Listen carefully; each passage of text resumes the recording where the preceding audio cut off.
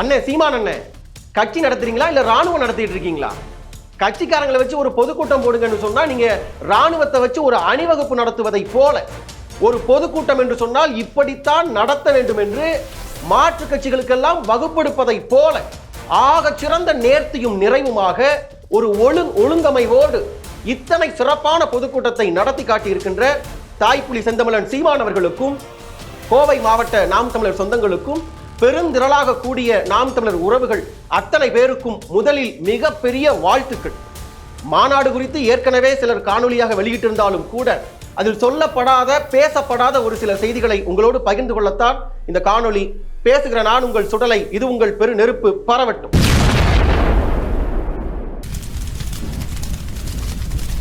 பொதுவா நாம் தமிழர் கட்சியின் கூட்டம் என்றாலே அத்தனை நேர்த்தியாக அத்தனை ஒழுங்காக கூடுகிற அத்தனை லட்சம் பேரும் பொறுப்புணர்ச்சியோடு அந்த உட்கார்ந்திருக்க இருக்கைகளை எல்லாம் கடைசி கூட்டம் முடிஞ்சு போகும்போது எடுத்து அடுக்கி வைத்துட்டு போவதாகட்டும், அதே போல ஒரு நெகிழித்தாள்கள் இல்லாம அந்த இடத்தை சுத்தமாக வைத்திருப்பதாகட்டும், அதே போல பாத்தீங்கன்னா மதுவின் வாடை இல்லாமல் இந்த மாதிரி ஒரு சேர்ல ஏறி நின்று சேரை உடைச்சிட்டான், ஒரு பொம்பளை பிள்ளைய பக்கம் போயிட்டான், கையை பிடிச்சி இழுத்துட்டான், இது போன்ற நிகழ்ச்சிகள் எல்லாம் இல்லாமல், அதே போல மேடையில பேசுறவங்களே கெஞ்சி கூத்தாடி, எப்பா அந்த ஸ்பீக்கர் மேலாம் ஏறாதப்பா, இறங்குப்பா, எப்பா நீ அந்த பக்கம் போகாதப்பா, வயர் இருக்குப்பா, ஏதாவது ஆயிடும்பா என்பது போன்ற காட்சிகள் எல்லாம் இல்லாமல், அல்லது நெருக்கி பிடிச்சு அந்த தலைவரை பார்க்கறதுக்காக மேடையில கூட்டம் நெருக்கி பிடிச்சு மேல ஏறுவது, எப்பா தயவு செஞ்சு இறங்குங்கப்பா அப்படின்னு கெஞ்சுவது, இது போன்ற எந்தவித சலசலப்பும் இல்லாமல் ராணுவ நேர்த்தியாக ஒரு கூட்டத்தை நடத்த முடியும் என்று சொன்னால் அது நாம் தமிழர் கட்சியால் தான் நடத்த முடியும் என்பது கடந்த கால வரலாறு.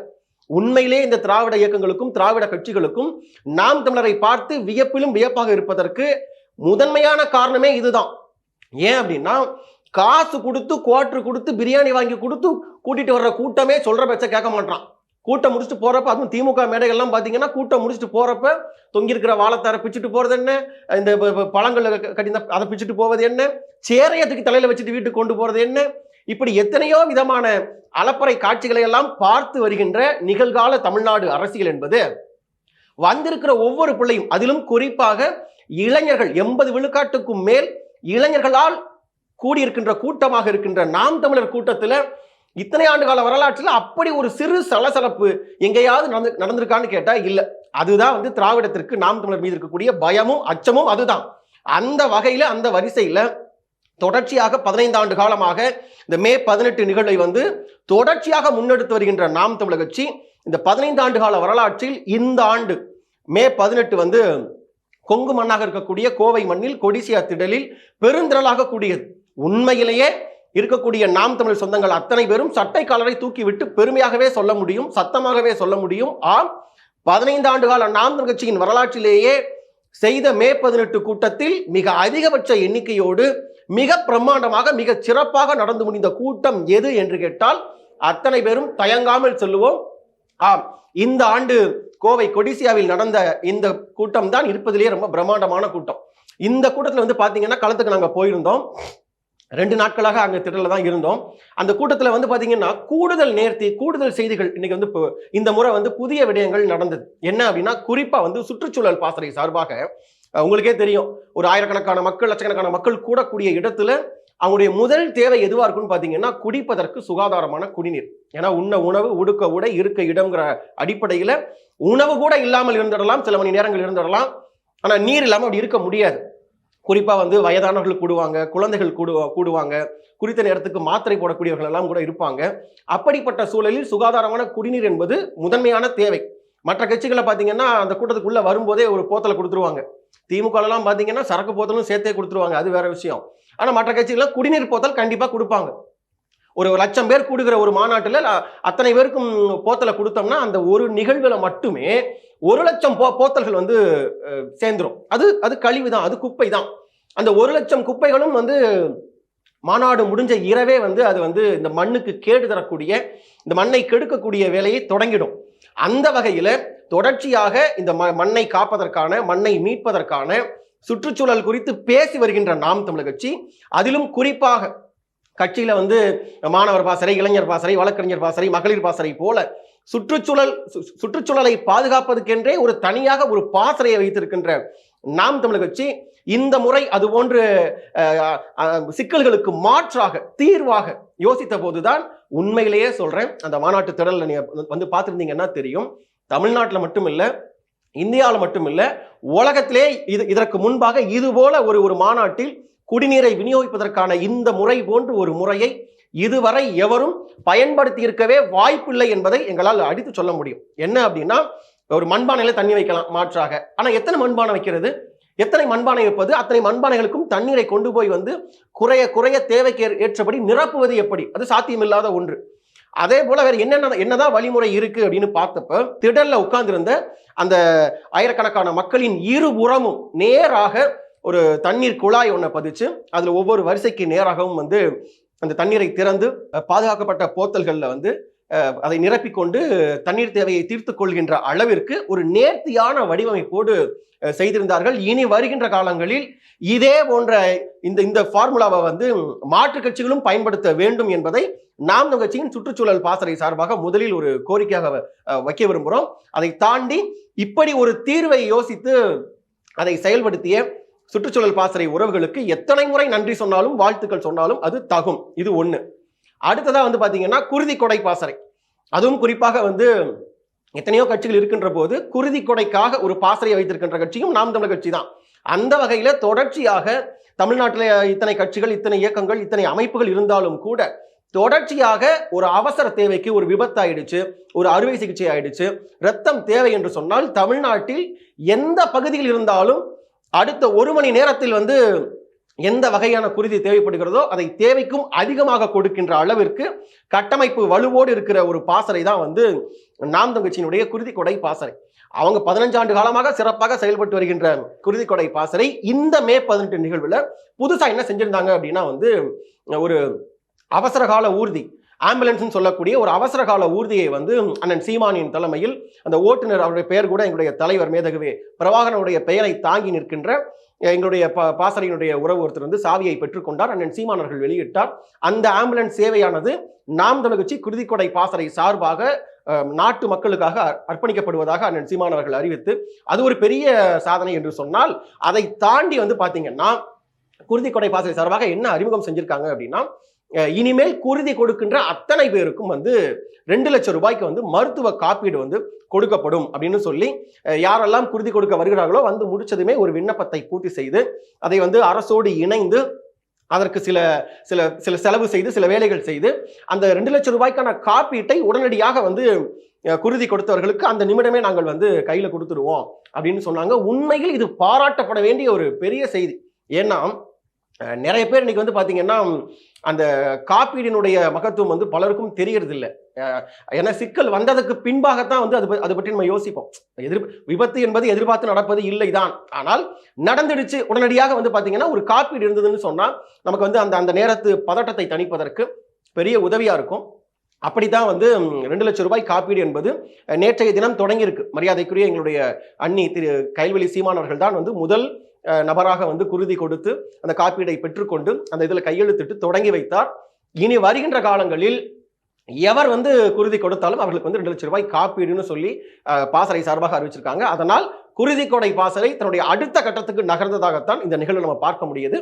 அவர்களுக்கும் ஒரு மிகப்பெரிய வாழ்த்துக்கள். 2 மூணாவது செய்தி என்னன்னு பாத்தீங்கன்னா, ஒரு காணொலி வந்து ரொம்ப வைரலா போயிட்டு இருக்கு. அதை பத்தி பேசவே முடியல, அதுக்கு என்ன எழுதுறதுனே தெரியல. அந்த அளவிற்கு பாத்தீங்கன்னா அந்த திரள் நிதி வந்து நம்ம வந்து எல்லா கூட்டத்திலையுமே நாம் தமிழர் கட்சியின் கூட்டத்துல உண்டியல் எடுத்துக்கொண்டு வந்து அதுல வந்து உறவுகள் உங்களால முடிஞ்ச தொகையை வந்து இந்த கூட்டத்துக்கான பங்களிப்பாக, நாம் தமிழர் கட்சியின் எதிர்கால செயல்பாடுகளுக்கான பங்களிப்பாக உங்களால் முடிந்ததை கொடுங்கள்னு சொல்லி உண்டியல் ஏந்துவது தொடர்ச்சியாக இருக்கக்கூடிய மரபு தான். அந்த வகையில வந்து பாத்தீங்கன்னா உண்டியல் ஏந்தி வருகின்ற நம்முடைய தம்பிகள் வந்து அந்த உண்டியலை சுற்றி வந்து பார்த்தீங்கன்னா QR கோட் அப்படிங்கிறத வச்சு கொண்டு வந்தாங்க. அதை வந்து பார்த்தீங்கன்னா சில சில்லறைகள் வந்து இந்த சில்லறை பிரச்சனையை பற்றி விமர்சித்திருந்தார்கள். நாம என்ன பதிவு செய்ய விரும்புறோம்னா, வெட்டி முண்டங்களா, வீணா போன தண்டங்களா, தொகை வாங்குறதுன்னு முடிவாய் போச்சு. ஒருத்தர் நான் பங்களிப்பு கொடுக்கணும்னு நினைக்கிறேன், எனக்கு இந்த கட்சி பிடிச்சிருக்கிறது, நாம் கட்சியின் சித்தாந்தம் பிடித்திருக்கிறது, அண்ணன் சீமானுடைய செயல்பாடு எனக்கு பிடித்திருக்கிறது, நான் விரும்புவதை போல அல்லது எனக்காக என் அடுத்த தலைமுறைக்காக இந்த கட்சி செயல்படுகிறது, எனவே என்னால் முடிஞ்ச பங்களிப்பு, நான் வேலைக்கு போறேங்க, இல்லை நான் அரசு வேலையில இருக்கேங்க, என்னால உங்களை போல களத்துல வந்து வீரியமெல்லாம் செயல்பட முடியாது, ஆனால் என்னால் நான் என் குடும்பத்துக்காக உழைக்கிறேன், என் அடுத்த தலைமுறைக்காக என்னால் ஒரு சிறு பங்களிப்பை என்னால் செய்ய முடியும் அப்படின்னு நான் விருப்பப்பட்டேன்னா நான் தொகையா இருந்தா தொகையா கொடுப்பேன். ஒருவேளை தொகை இல்லைன்னா என்ன பண்றது? இப்ப எல்லா இடத்துக்கு போனாலும் வந்து கியூஆர் கோடு தான். கத்திரிக்காய் வாங்க போனாலும் சரி, தக்காளி வாங்க போனாலும் சரி, கியூஆர் கோடு தான். அந்த வகையில டெக்னாலஜி வேகமாக வருகிறது. அறிவியல் என்பது எதற்காக? அறிவியல் வளர்ச்சி என்பது அனைத்து மக்களுக்கும் பயன்படுத்துவதற்காகத்தான், இல்லையா? நம்முடைய வேலையை வந்து சுலபமாக்குவதற்கு தான் அறிவியல். அந்த வகையில கேட்டு வரும்போது ஐயோ என் கையில வந்து பணமாக என்கிட்ட இல்லை, ஆனால் என்னுடைய இதுல வந்து வங்கியில பணம் இருக்குன்னா அதை செலுத்துறதுக்கான வாய்ப்பு தான் அது. இதுல விமர்சிப்பதற்கோ இதை வந்து நக்கல் பண்றதுக்கோ இதுல எதுவும் இல்லை. அது ஒரு பக்கம் போகட்டும், அந்த சிலருக்கு நம்ம பதில் சொல்ல வேண்டியது இல்லை. அதை தாண்டி வந்து பாத்தீங்கன்னா வரிசையில வரும்போது ஒரு வயதான ஒரு ஐயா ஒருத்தர், அவர் பார்ப்பதற்கு பெரிய ஆடம்பரமான பெரிய பகட்டான ஒரு சொகுசான வாழ்க்கை வாழ்கின்ற நபரை போல அவரை பார்த்தால் தெரியல. ரொம்ப எளிமையான மனிதராக, நம்முடைய பெரியப்பன் சித்தப்பனை போல, நம் வீட்டில் ஒருவரை போலத்தான் வந்து ரொம்ப அமைதியா உட்கார்ந்து ரொம்ப உன்னிப்பா அவனுடைய பேச்சை கவனிச்சுக்கிட்டே வந்த அந்த ஐயா அந்த திரள் நிதிக்கான உண்டியல் கிட்ட வரும்போது தன் சட்டை பையிலிருந்து பணத்தை எடுக்கிறாரு. எடுத்து எண்ணுறாரு. எல்லாமே 500 ரூபாய் தாட்களாக தான் இருக்கு. மொத்தம் எண்ணி முடிக்கும் போது அதுல கிட்டத்தட்ட ஒரு 5000 ரூபாய் 6000 ரூபாய் இருந்திருக்கும்னு நினைக்கிறேன். அந்த 6000 ரூபாய் எடுத்த மொத்த பணத்தையும் அப்படியே உண்டியல்ல போட்டுட்டு தொட்டு கும்பிட்டாரு. பார்த்தப்ப அப்படியே வந்து சொல்லும் போதே புல் அரிக்குது. பெரும் தொகை வைத்திருக்கிற ஒருவர் ஒரு ஒரு ஒரு சிறு தொகையை கொடுப்பதில் அதுல எந்த வித ஆச்சரியமோ அதிசயமோ இல்லை. ஆனால் இருக்கிற தொகையே அவ்வளவுதான் கிட்டத்தட்ட. அந்த தொகையை மொத்தமாக எடுத்து உண்டியல்ல போடுறது அப்படிங்கிறது அது வந்து ஒட்டுமொத்த இந்த இனத்திற்காக போராடுகிற கட்சி நாம் தமிழர் கட்சி. நம் வருங்கால தலைமுறை, என் தலைமுறை, அடுத்த தலைமுறை வசதியாக வளமாக நலமாக வாழ வேண்டும் என்று சொன்னால் இதை செய்துதான் ஆக வேண்டும் என்று அவர் செஞ்ச அந்த செயல் வந்து ஒட்டுமொத்த நாம் தமிழர் கட்சியினுடைய இத்தனை ஆண்டு கால வரலாற்றை வந்து பறைசாற்றும் விதமாக இருந்தது. பல பேர் கேட்பான், டேய் நாம் தமிழர் கட்சி காசு வருது, வெளிநாட்டுல இருந்து காசு வருது, வெளிநாட்டுல இருந்து காசு வருதும்பா. அல்லது நாம் தமிழர் கட்சி நடத்துறதுக்கு பணம் எங்க இருந்துடா வருதுன்னு கேட்பான். டேய் அயோக்கிய பயிர்களா, பணம் இங்க இருந்து தான் வருது. கொடுத்தாரு இல்லையா? தன் சட்டை பையில் இருந்த அந்த 5000 ரூபாய் 6000 ரூபாய் மொத்த தொகையும் எடுத்து ஒத்த மனிதனாக தூக்கி உண்டியலில் கொடுத்தார் இல்லையா? அவரை போன்ற தூய தமிழ் தேசிய சிந்தனை கொண்ட நல்ல மனிதர்கள், நல்ல உள்ளங்களால் தான் நாம் கட்சி நடந்து கொண்டிருக்கிறது. அவருக்கு முதலில் மிகப்பெரிய நன்றிகளும் மிகப்பெரிய வணக்கங்களும் பாராட்டுகளும் அந்த ஐயாவுக்கு. அது இருக்கட்டும். அடுத்த செய்தி என்ன அப்படின்னா, அங்க வந்து பறை இசையை ஒலிக்கும் போது அந்த நம்முடைய தேசிய தலைவர் குறித்தான பாடல்கள் கலை நிகழ்ச்சிகள் நடந்து கொண்டிருந்த போது அதுல சில தம்பிகள் வந்து உணர்ச்சி வேகத்துல தலைவரை பற்றி பாட்டு பாடும்போது இந்த பறை இசை அடிக்கும் போது எழுந்து ஆடினார்கள். அந்த ஒரு காணொலியை எடுத்துக்கிட்டு இது என்ன, இது பாத்தீங்களா, மே 18ங்கிறது ஒரு இன அழிப்பு நாள், இதை வந்து ஒரு கொண்டாட்டமா ஆடலும் பாடலுமா வந்து பண்ணியிருக்காங்க நாம் தமிழர் கட்சி அப்படின்னு சில பேர் பேசியிருந்தான். குறிப்பா ஒருத்தன் பேர் எனக்கு தெரியல, அவனை பார்த்தா எனக்கு அடையாளம் தெரியும், பெயர் தெரியல, பெயர் சொல்ற அளவுக்கு அவன் பெரிய ஆளும் இல்லை.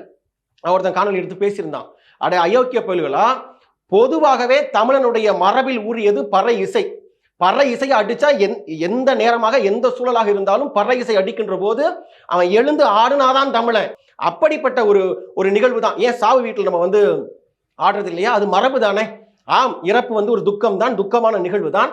ஆனாலும் அந்த துக்கத்தை நெஞ்சில் ஏந்தி கொண்டு அல்லது அந்த துக்கத்தின் அழுத்தத்தில் அடுத்த கட்ட நகரை நோக்கி வெறியோடு ஆடுவது என்பது வேறு. உங்களை மாதிரி வந்து காவாலியான்னு பாட்டை போட்டு குத்து பாட்டை போட்டு அரைகுறை ஆடைய போட்டு பொம்பளை பிள்ளைகளை மேடை ஏற்றி இடுப்பு தெரிகிற மாதிரி தொட தெரிகிற மாதிரி மானாட மயிராட மாதிரி வந்து கலை நிகழ்ச்சிகள் போட்டு ஆட்டம் போட்டு குவார்ட்டர் கொடுத்து பிரியாணி கொடுத்து கூடுகிற கூட்டம் வந்து நாம் தமிழர் கூட்டம் அல்ல. உணர்வெழுச்சியோடு கூடிய கூட்டம். அந்த நிகழ்வின் வேகத்தில் அதனுடைய தாக்கத்தில் பறை இசை அடித்த போது எங்கள் தலைவனை பற்றி பாடல் வந்த போது அந்த உணர்ச்சி வேகத்தில் ஆடியது தானே ஒழிய இது கேளிக்கை கொண்டாட்டமாகவோ கும்மாளமாகவோ இதை பார்க்க முடியாது. நாம் தமிழர் பிள்ளைகள் அப்படிப்பட்ட பிள்ளைகள் அல்ல. அது போன்ற காட்சிகளுக்கு கட்சி மேடைகளில் ஒருபோதும் இடம் கிடையாது. அதனால சித்தாந்த ரீதியா அல்லது ஆக்கப்பூர்வமான விமர்சனத்தை நாம் தமிழர்களால் வைக்கவே முடியல. வேற என்ன பண்றது? இது போல ஏதாவது 1-2 இருந்ததுன்னா இதை நம்ம எடுத்துக்கொண்டு இதை வேறொரு கோணத்தில் இதை பேசி எப்படியாவது நாம் தமிழர் கட்சியை வந்து அவமானப்படுத்திட முடியாதான்னு இந்த வேலையை செய்யற உங்களுக்கு காலம்தான் பதில் சொல்ல இருக்குது. இதுல என்னன்னா, இவங்களுக்கு வந்து ஐயோ இப்படி நடந்து போச்சே, நாம் தமிழர் இப்படி ஆடிட்டாங்களேங்கிற அந்த வருத்தம்லாம் கிடையாது. காண்டு அண்ணன் சீமான் மேல நாம் தமிழர் கட்சி மேல காண்டு. ஏண்டா, நம்மளால கூட்ட முடியாத கூட்டத்தை இப்படி இவ்வளவு எழுச்சியும் புரட்சியுமா ஒத்த பைசா கொடுக்காம சீமானால மட்டும் எப்படா கூட்ட முடியுதுங்கிற காண்டு, வைத்தறிச்சலு, பொச்சரிச்சலு, அதை எப்படி காட்டுறதுன்னு தெரியாம பாத்தீங்களா மிஸ், என்ன கிள்ளி வச்சுட்டா மிஸ், என்ன முள்ளி வச்சுட்டா மிஸ் அப்படிங்கிற மாதிரி அங்க அந்த ஆடிட்டாங்க பாத்தீங்களா, அங்க அந்த கியூஆர் கோடை போட்டு வந்து நிதி கேட்டாங்க இல்லையான்னு பேசுவது காண்டு அப்பட்டமா தெரியுது. அதனால இனி வர்ற காலத்திலேயாவது உருப்படியாக இது போன்ற இப்ப நாம் தமிழரை போன்று இனி வருகின்ற காலங்களில் நாமும் நமது இயக்கம் சார்பாக நமது கட்சி சார்பாக தன் எழுச்சியாக இது போன்று இளைஞர் பட்டாளத்தை திரட்டுவது எப்படி, அவர்களுக்கு தமிழ் தேசிய உணர்வை கடத்துவது எப்படி, கடந்த கால தமிழீழ வரலாற்றை புகுத்துவது எப்படி, நாமும் கூட்டத்தை கூட்டுவது எப்படின்னு உருப்படியா யோசிங்கடா. அப்படி யோசிச்சாலாவது அடுத்தடுத்த ஆண்டுகள்ல இன்னொரு 500 பேர் 1000 பேரை கூட உட்கார வைக்க முடியும் உங்களால. அதை விட்டுட்டு இந்த விமர்சனங்கள் தேவையில்லை. அதனால இது போல நாம் தமிழர் கட்சியை போல கூட்டம் நடத்துவது எப்படி, இவ்வளவு நேர்த்தியாக, இவ்வளவு ஒழுங்காக, இவ்வளவு பொறுப்புள்ள பிள்ளைகளாக வைத்து ஒரு ஆக சிறந்த கூட்டத்தை நடத்துவது எப்படி அப்படின்னு உங்களுக்கு ஒரு கேள்வி இருந்ததுன்னா உங்களுக்கு எந்த சந்தேகமோ தயக்கமோ வேண்டாம். வாருங்கள், கற்றுத்தருகிறோம். முகவரி செந்தமிழன் சீமான், எண் 8, செந்தில் நகர், மருத்துவமனை சாலை, சின்னப்போரூர், சென்னை 6,116. எங்களுக்கு வேறெங்கும் கிளைகள் கிடையாது. போலியை நம்பி ஏமாற வேண்டாம். நன்றி, வணக்கம். நாம் தமிழர்.